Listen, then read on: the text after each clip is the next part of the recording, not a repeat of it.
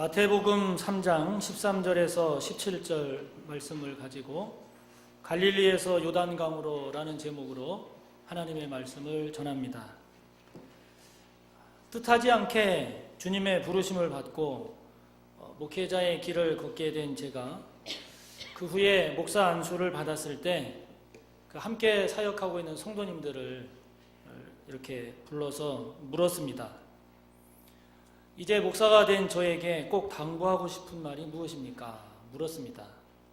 이것을 물은 이유는 물론 제 스스로도 내가 이런 목회자가 돼야지 하는 그런 생각이 없는 것은 아니었지만 오랫동안 목회자들을 지켜보고 겪어본 성도님들이 바람직한 목회자는 이런 목회자입니다 라고 하는 것을 아는 것 또한 매우 중요한 일이겠다 생각했기 때문입니다.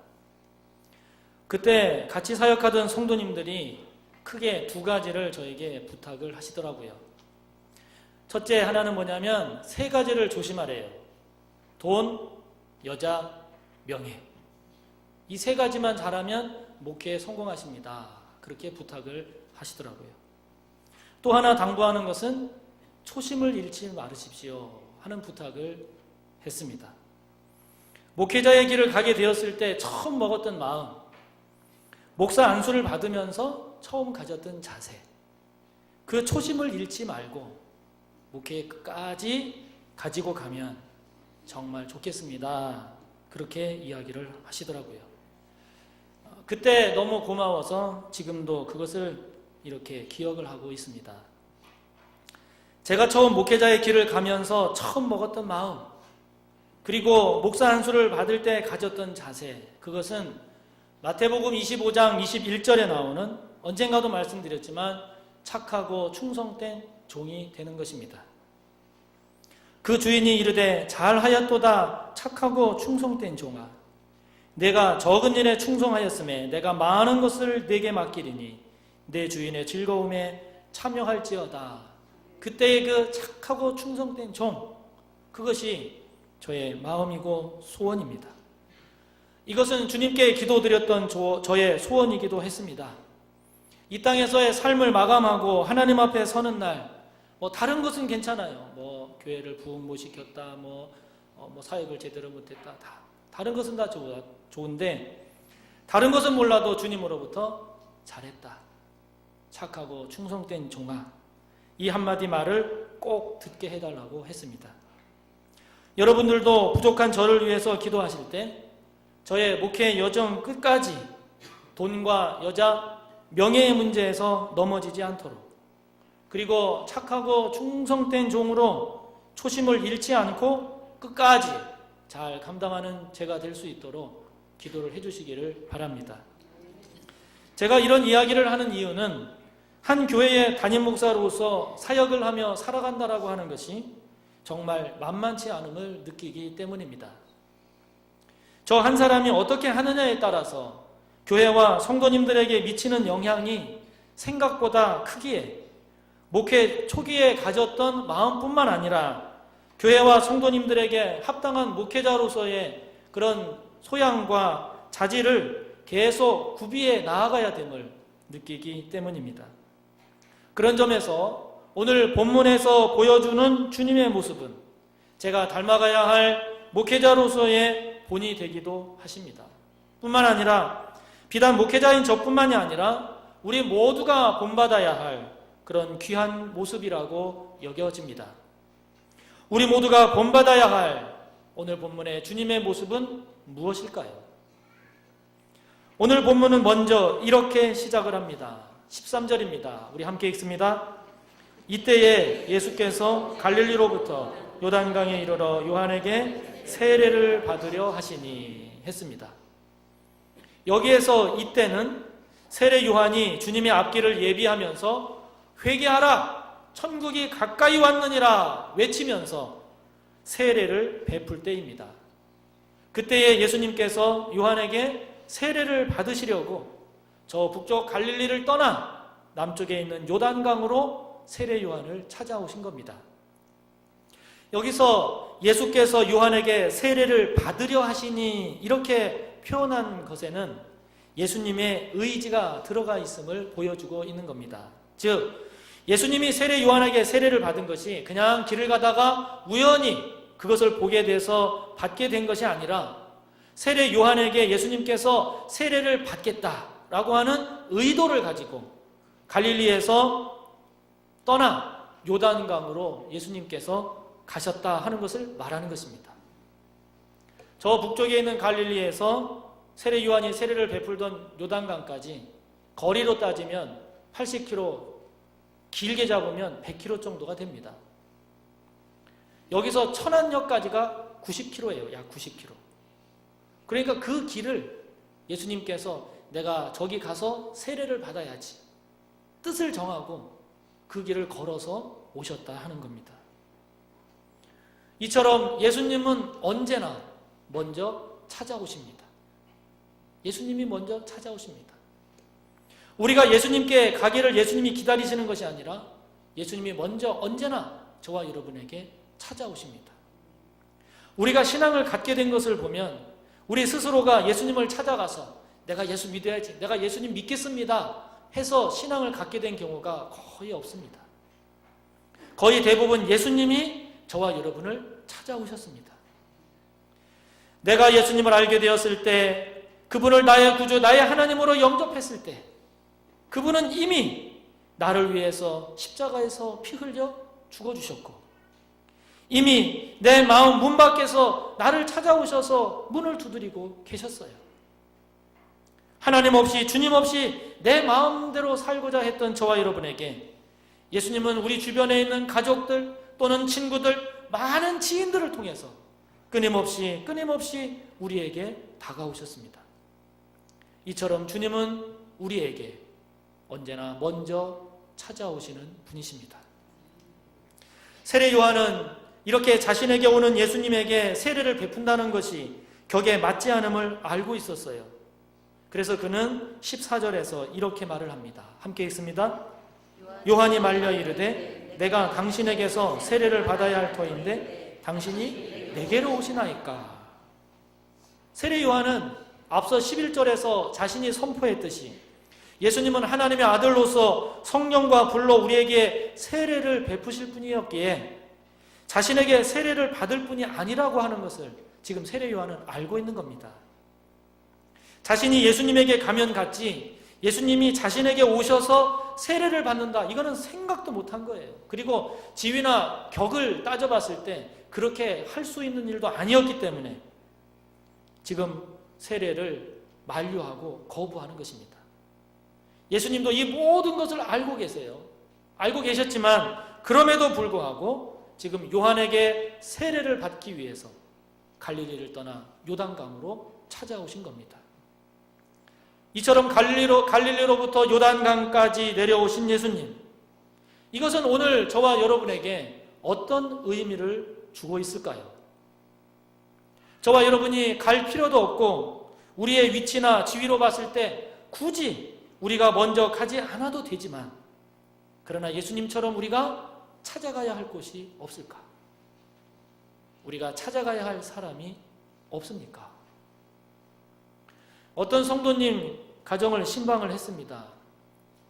집도 멀고 그리고 새로운 담임 목사가 와서 정이 들기 전에 이참에 자녀들과 함께 한 교회에서 신앙생활 해야지 하는 생각도 들고 그래서 교회도 옮겨볼까도 하셨대요. 그런데 그때 한 성도님이 함께 가겠다고 나섰습니다. 그리고 함께 가서는 그분에게 불을 토하듯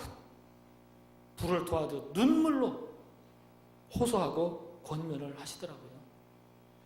이런 이유 저런 이유 다 그럴듯해 보이지만 결국은 그것은 우리의 믿음을 흔드는 인간적인 계산이고 꾀임이다 라고 말하면서 그럴수록에 더욱 굳건히 믿음을 지키고 예배의 자리를 지켜야 함을 역설을 했습니다.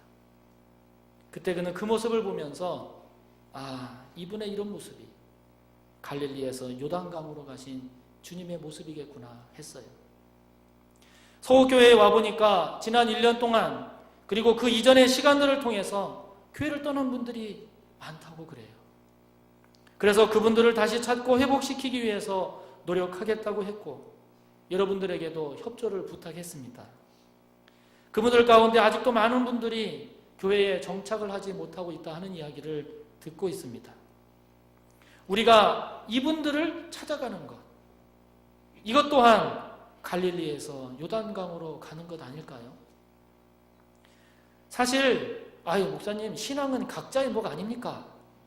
우리가 굳이 꼭 찾아가서 다시 오라고 할 필요가 있습니까? 여러분, 그 말이 틀린 말은 아닐 수도 있습니다. 그러나 오늘 우리에게 보여주시는 주님의 모습은 갈릴리에서 요단강으로 찾아가시는 모습입니다. 지위나 자격을 따지면 가실 필요가 없지요. 그리고 가는 것이 맞지 않을 수도 있는 그 주님께서 스스로 뜻을 정하고 기꺼이 가십니다. 옳고 그름의 차원을 넘어 더 낮아지고 더 섬기고 품으시는 그런 주님의 겸손, 희생, 사랑. 이것은 오늘 저와 여러분이 따라야 할 주님의 제자로서의 모습이 아니겠습니까? 여러분, 이것은 자녀들과의 관계에서도 마찬가지입니다. 친구와의 관계도 마찬가지고 선후배와의 관계도 마찬가지고 성도님과 성도님들과의 관계도 마찬가지고 직장 동료와의 관계에서도 기다리는 것이 아니라 먼저 찾아가는 것. 굳이 따지자면 갈 필요도 없고 안 가도 되지만 그러나 먼저 찾아가고 먼저 마음의 문을 여는 것, 이것은 주님을 닮고자 하는 우리 그리스도인으로서의 회복해야 할 모습이 아니겠습니까? 바라기는 우리 모두에게 갈릴리에서 요단강에 이르신 그 주님의 모습이 저와 여러분의 삶 가운데 그리고 우리 서로서로의 관계 가운데 풍성하게 일어나기를 간절히 바랍니다. 여러분, 예수님께서 왜 그 갈릴리에서부터 요단강을 찾아 요한에게 세례를 받으려 하신 것일까요? 그 이유가 뭘까요? 15절이 그 이유를 말씀하고 있습니다. 15절을 함께 읽습니다. 예수께서 대답하여 이르시되 이제 허락하라. 우리가 이와 같이 하여 모든 의를 이루는 것이 합당하니라 하시니 이에 요한이 허락하는지라 그랬습니다. 여러분, 이 말씀을 보면 예수님은 지금 요한에게 그냥 세례를 받으러 가신 것이 아니에요. 예수님은 분명한 이유와 목적을 가지고 지금 세례 요한에게 가셨어요. 이제 허락하라. 우리가 이와 같이 하여 모든 의를 이루는 것이 합당하니라.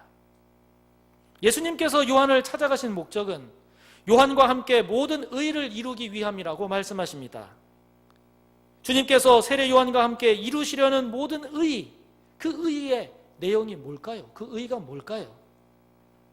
그것은 예수님께서 세례 요한에게 세례를 받으시는 모습으로 우리에게 보여주셨어요.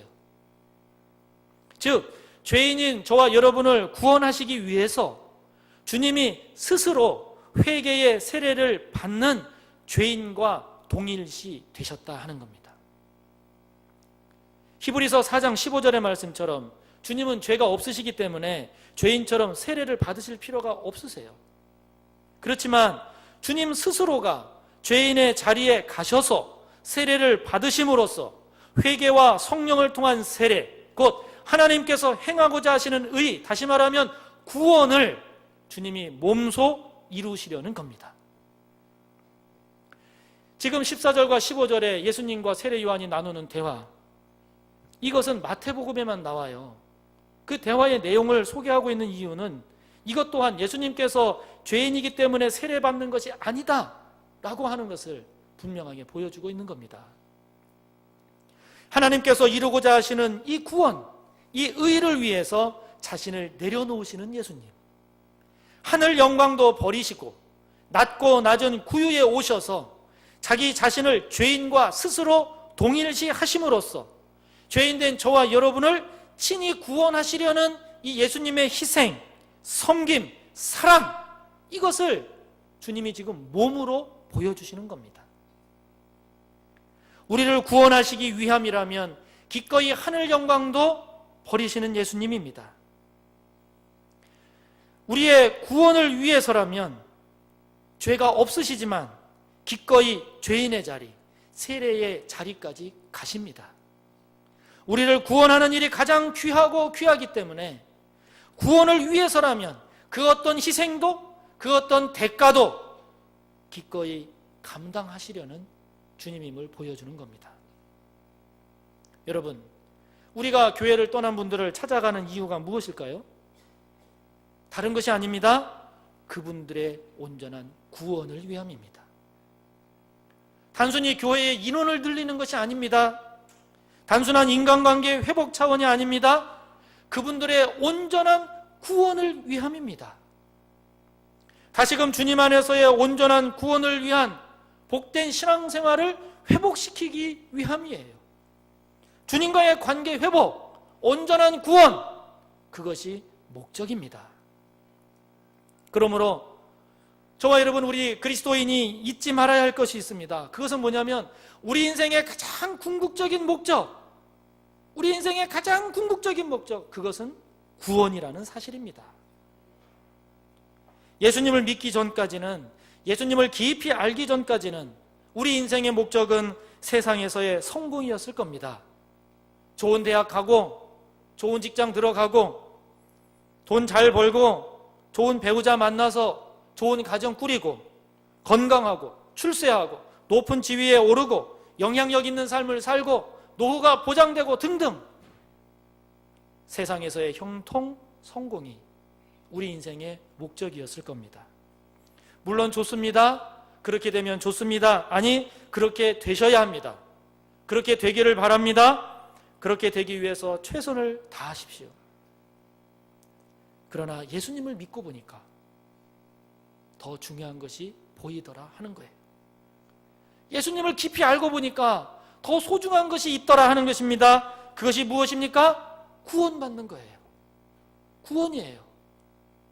좋은 대학을 가도 구원받지 못하면 너무 안타까운 거예요. 좋은 직장을 다니고 억대 연봉을 받아도 구원받지 못하는 것을 보면 슬픈 겁니다. 건강하고 사회적으로 인정받는 지위에 올라도 구원받지 못하는 것을 생각하면 불쌍한 거예요. 하나님을 알고 보니까, 주님을 믿고 보니까 구원받는 것이, 그 받은 구원을 더 온전하게 하는 것이 가장 귀함을 알게 된 거예요. 인정하십니까? 그렇기 때문에 누군가가 구원받을 수만 있다면 저와 여러분, 그를 위해서 무엇을 기꺼이 할 수 있지 않겠습니까? 누군가가 구원받을 수만 있다면, 누군가가 다시 예배만 회복할 수 있다면, 그 자리가 섬김의 자리라면 우리가 섬기고, 헌신의 자리라면 헌신하고, 희생의 자리라면 여러분, 저와 여러분 희생할 수 있지 않겠습니까? 밤마다 기도하던 어떤 권사님의 모습이 떠오릅니다. 이분은 사는 게 지장이 없어요. 뭐 빚이 있고 그런 게 아니에요. 특별한 문제도 없어요. 자식들도 사는데 지장 없어요. 오히려 잘 살아요. 그런데 그분은 기도하다 보면 그렇게 울어요. 그렇게 울어요. 나중에는 거의 통곡에 가깝게 울면서 기도를 해요. 왜 그렇습니까? 자식들의 구원을 위해서예요. 자식들이 보다 더 온전한 구원의 자리, 예배의 자리에 나가도록, 그게 소원이어서 그래요.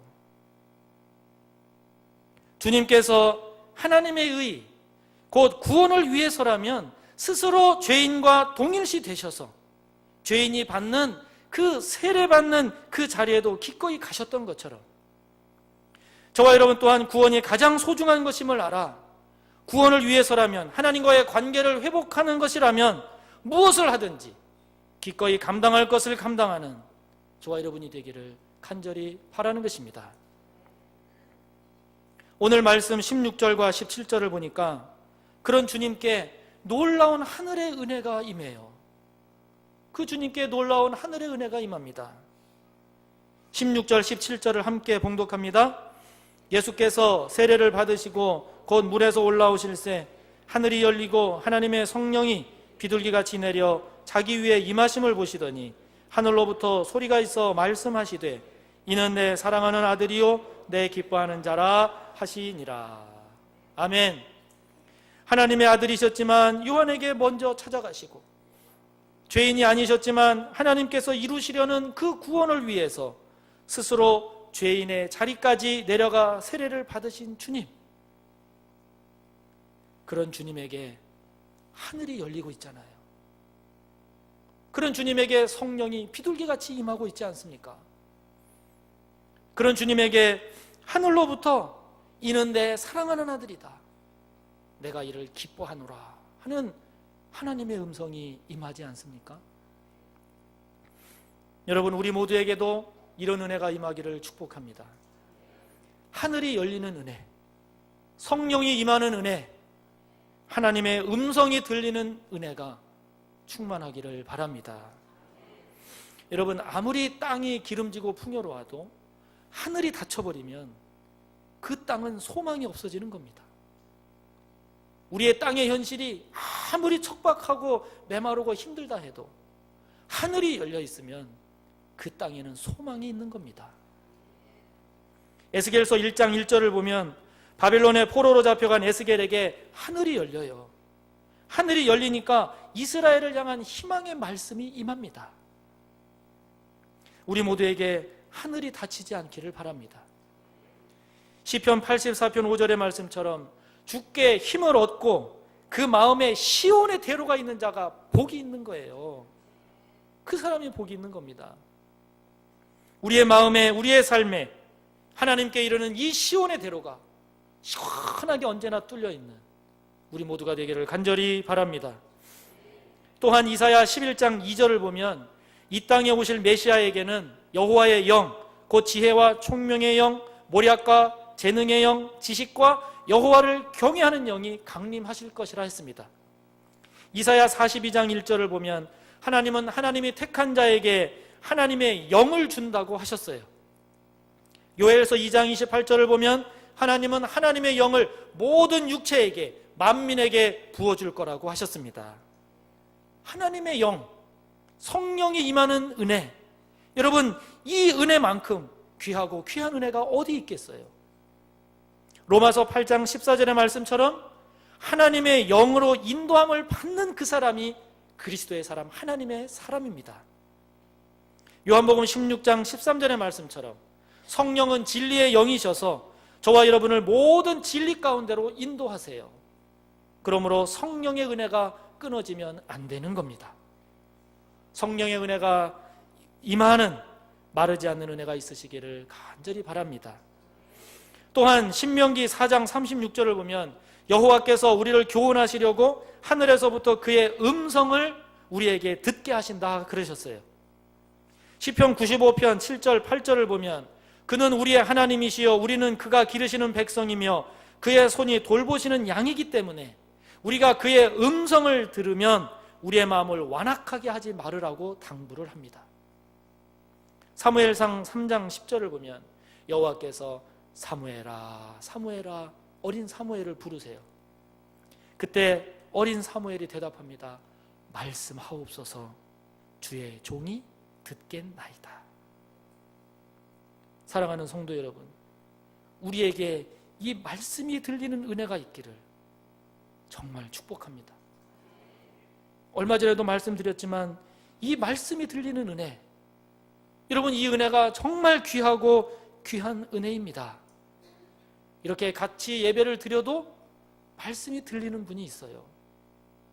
말씀이 깨달아지고 말씀이 은혜가 되고 말씀이 내 삶의 문제에 답이 되고 말씀이 위로가 되고 힘이 되고 소망이 되는 분이 있습니다.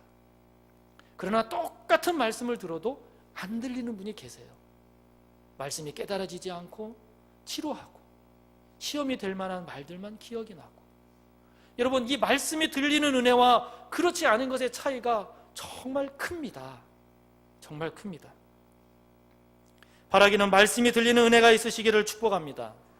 하나님께서 여러분을 향해서 너는 내가 사랑하는 자야, 내가 너를 기뻐한다, 이 하늘의 음성이 저와 여러분에게 임하기를 축복합니다. 여러분, 누가 이런 은혜의 주인공이 되냐고요? 누가 이런 은혜의 주인공이 될 수 있습니까? 주님과 같이 갈릴리로부터 요단강을 찾아가는 사람, 하나님의 구원의 뜻을 이루기 위해서 기꺼이 죄인의 자리에까지 간 그 사람에게 이 놀라운 복된 은혜가 임함을 보여주고 있습니다. 예수님을 구주요 하나님의 아들로 믿는 저와 여러분, 그 주님의 모습을 닮아가고자 오늘도 이렇게 하나님 앞에 나와 예배드리는 저와 여러분, 주님과 같이 갈릴리를 떠나 요단강을 찾아가는 우리 모두가 되기를 바랍니다.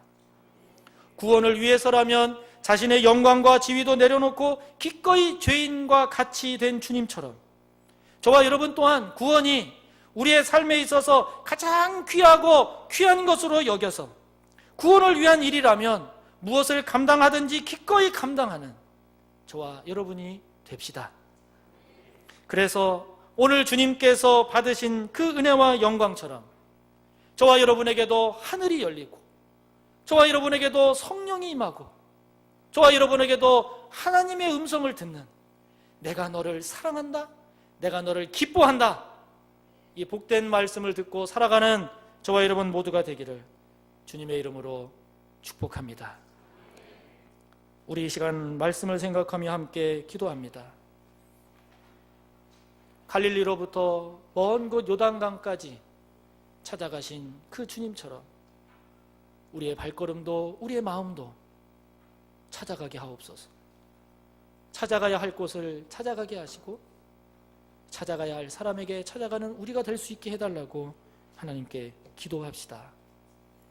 구원이 우리의 인생에 가장 소중한 것임을 고백합시다. 또 받은 그 구원이 온전하게 되는 그 온전한 구원이 가장 소중한 것임을 놓치지 않고 살아가는 우리가 되어서 그 구원을 위한 것이라면 내가 감당해야 할 것을 기꺼이 감당하겠노라고 하나님께 기도합시다. 그래서 우리 모두가 하늘이 열리고 성령이 임하고 하나님의 음성을 듣는 은혜가 있는 우리 모두가 되게 해달라고 우리 말씀을 생각하며 주여 세 번 합니다. 주여 주여 주여. 은혜로우신 하나님 아버지,